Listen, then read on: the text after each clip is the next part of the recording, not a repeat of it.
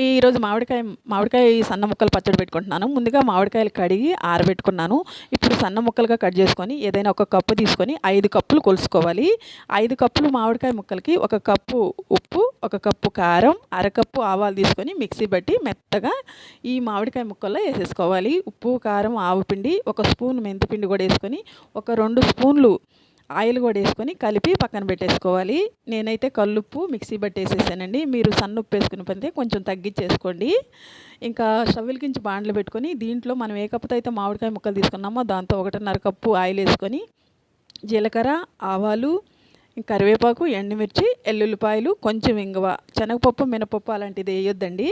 తర్వాత ఇది చల్లారిచ్చి బాగా ఈ మామిడికాయ ముక్కల్లో వేసేసి కలిపేసేసి ఒక గాజు సీసాలో తీసి పెట్టుకుంటే ఒక నెల వరకు నిల్వ ఉంటుందండి. చాలా బాగుంటుంది పచ్చడి. అయితే ఈజీగా ప్రాసెస్ ఉంటుంది. మీకు అందరికీ నచ్చితే కానీ లైక్ చేసి షేర్ చేయండి తప్పకుండా.